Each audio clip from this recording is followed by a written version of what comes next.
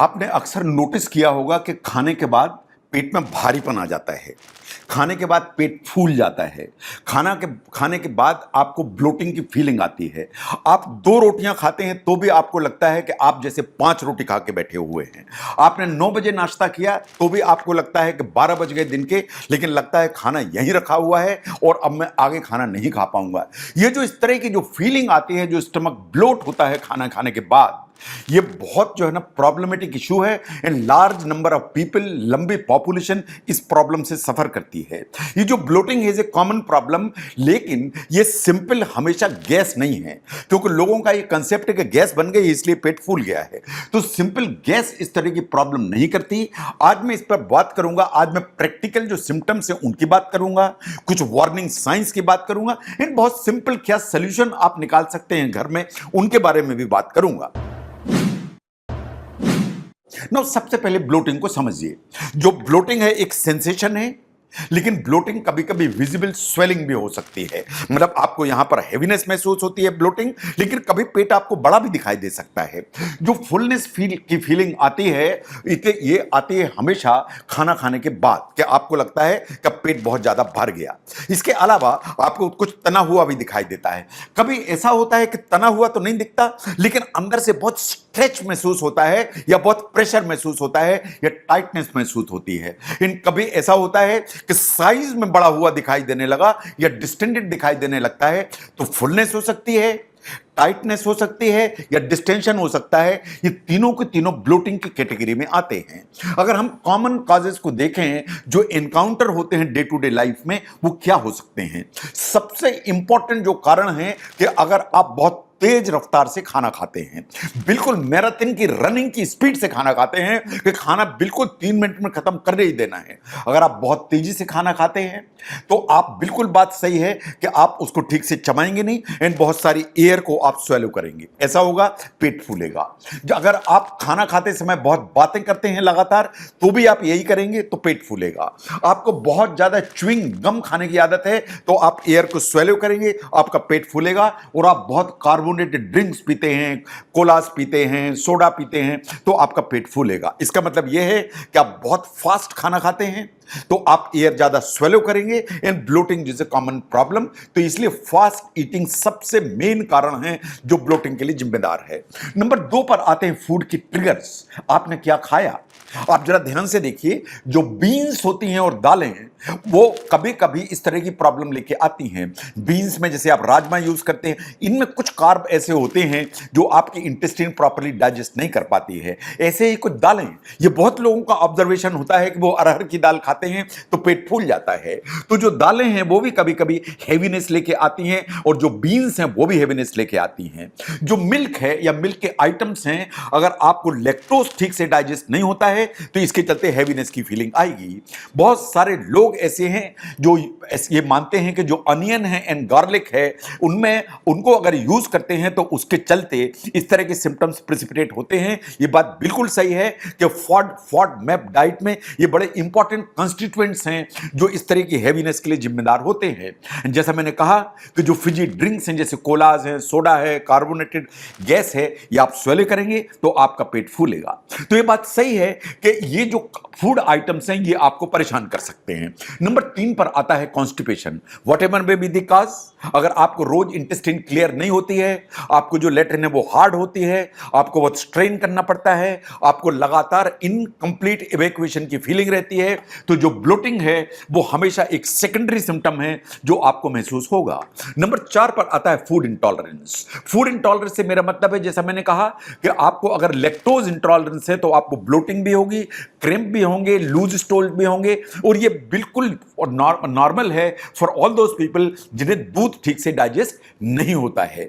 जैसा मैंने कहा कि जो फूड मैप की सेंसिटिविटी है, दैट मींस कि देयर आर फर्मेंटेबल जो ना कार्बोहाइड्रेट्स हैं, वो कुछ ट्रिगर कर सकते हैं सिम्टम्स जो ब्लोटिंग और उस तरह के सिम्टम्स लेके आते हैं। फॉड मैप से आपको प्रॉब्लम तो नहीं है। इसको अगर आपको चेक करना है तो गूगल पर फॉड मैप डाइट देखिए एंड पहचानिए कि कहीं उसमें कोई फूड आइटम्स तो नहीं है जो आप रेगुलरली यूज कर रहे हैं जिसके चलते आपको सिम्टम आ रहे हैं। कुछ और ट्रिगर्स वो बिल्कुल आपको समझने की जरूरत है कि कहीं कोई ऐसे फूड आइटम्स तो नहीं है जो आपको परेशान करते हैं, आप खुद ही उनको पहचान पाएंगे। अगर कोई फूड आइटम्स ऐसा जो आपको रोज हेवीनेस लेके आता है, इन परेशान करता है, खुद पहचानिए, खुद समझिए, खुद खाने से एलिमिनेट करिए, आपको नेचुरली रिलीफ आ जाएगी। नंबर 5 पर आता है इरिटेबल बाउल सिंड्रोम। ये बड़ा इंपॉर्टेंट है। गट और ब्रेन का कनेक्शन है। हमारी जो इंटेस्टाइन है और ब्रेन ये वास्तव में एक दूसरे से कनेक्टेड हैं, ये एक दूसरे से बात करते हैं। ब्रेन की प्रॉब्लम गट को अफेक्ट करती है, गट की प्रॉब्लम ब्रेन को अफेक्ट करती है। जो ब्लोटिंग कभी कभी बिना किसी इंटेस्टाइन की प्रॉब्लम के आपको महसूस हो सकती है, क्योंकि ये ब्रेन और गट के डिस्टर्बेंस से आती है। जो इरिटेबल बाउल सिंड्रोम है वो ब्लोटिंग लेके आ सकता है, वो पेट में दर्द लेके आ सकता है, वो अल्टर्ड बाउल हैबिट्स लेके आ सकता है, कभी डायरिया, कभी कॉन्स्टिपेशन, कभी लूज मोशन, ये इस तरह की प्रॉब्लम लेके आ सकता है। तो gut brain connection is important. बहुत लोग ऐसा महसूस करते हैं कि जब भी उनको स्ट्रेस होती है, टेंशन होते हैं, एंजाइटी होती है, तो पेट के बहुत सारे डिस्टर्बेंसेस उनको डेवलप हो जाते हैं। ऐसा क्यों? इसलिए कि ब्रेन की प्रॉब्लम के चलते इरिटेबल बाउल सिंड्रोम प्रिसिपिटेट हो जाता है, इन आपको इंटेस्टाइन या डाइजेस्टिव सिम्टम अपीयर होना चालू हो जाते हैं। नो, अगर आपका पेट फूलता है तो आपको कब इसको इंपॉर्टेंट समझना चाहिए, उसको मेडिकल एवेल्युएट कराना चाहिए, या हर बार आपको इसको गैस ही समझनी चाहिए? अगर आपको लगता है कि आपका बिना किसी प्रयास के वजन कम हो रहा है तो आपको जरूर मेडिकल असेसमेंट कराना चाहिए। आपको लगता है कि आपके लेट्रिन में ब्लड दिखाई दे रहा है या लेट्रिन काली है तो आपको जरूर अपने डॉक्टर से बात करनी चाहिए। आपको लगता है कि आपका पेट लगातार बढ़ता ही चला जा रहा है और आप उसको गैस समझ के घर में बैठे हुए हैं, ये राइट नहीं है, आपको अपने डॉक्टर को दिखाने की जरूरत है। अगर आपको लगता है कि जब से आपका पेट फूल रहा है तब से आपकी लेट्रिन की पैटर्न भी बदल गई है, कभी ढीली, कभी टाइट, कभी जो है एक दिन के अंतर से हो रही, अगर इस तरह के कोई सिम्टम्स आ रहे हैं तो आपको मेडिकली एवेल्युएट कराने की जरूरत है। अगर पेट फूल रहा है, तन रहा है, साथ में उल्टियां भी लगातार होती हैं, तो जरूर आपको अपने डॉक्टर से बात करने की जरूरत है। आपके पेट में बहुत ज्यादा दर्द है या खाना निगलने में आपको दिक्कत है तो ये मेडिकल इमरजेंसी है, ये मेडिकल एवेल्युएशन मांगती है। नाउ, अगर आपको रोज भारीपन होता है, इन आपको लगता है कि कुछ थोड़ा मोड़ा डिस्टर्बेंस है, तो ये छोटी छोटी हैबिट्स को चेंज करिए, शायद आपकी प्रॉब्लम हल हो जाए। जो खाना है उसकी रफ्तार कम करिए, धीरे धीरे खाने की आदत डालिए, चबा चबा कर खाने की आदत डालिए। जैसे आयुर्वेद कहता है कि आप जो कुछ भी खाते हैं उसको आपको कायदे से 32 बार चबाना चाहिए, तो चबा के खाइए, धीरे धीरे खाइए, स्लोली खाइए, देखिए कि इससे आपके सिम्टम्स डिसअपीयर होते हैं कि नहीं। ना, जो आप खाना खाते हैं कि आपकी आदत पड़ी हुई है कि लार्ज ब्रेकफास्ट करते हैं, लार्ज लंच करते हैं, लार्ज जो है ना डिनर करते हैं, उसकी आदत बंद करिए। आप 5 छोटी छोटी अमाउंट के मील लीजिए, तो जो मील्स हैं उनके इंडिविजुअली साइज कम करिए। अगर आपको आदत है कि आप दिन में 2 बार 3 बार कोल्ड ड्रिंक्स पीते हैं, उनको अलग करिए। जो फिजी ड्रिंक्स हैं, कार्बोनेटेड ड्रिंक्स हैं, उनको अलग करिए। अगर आपको कॉन्स्टिपेशन है तो उससे छुटकारा पाइए, चाहे आपको कुछ बल्क लेक्सेटिव लेने की जरूरत पड़े या डाइट में चेंज करने की जरूरत पड़े, उससे जो है छुटकारा पाइए। आपको लगता है कि कोई खाने के आइटम्स ऐसे हैं जो आपको परेशान कर रहे हैं, मतलब दूध के आइटम परेशान कर रहे हैं, राजमा आपको परेशान कर रहा है, ब्रोकली आपको परेशान कर रही है, तो जो भी पर्सनल फूड है आपके सिम्टम को ट्रिगर कर रहे हैं उनको एलिमिनेशन लिस्ट में डालिए, अलग करिए खाने से, फिर वॉच करिए।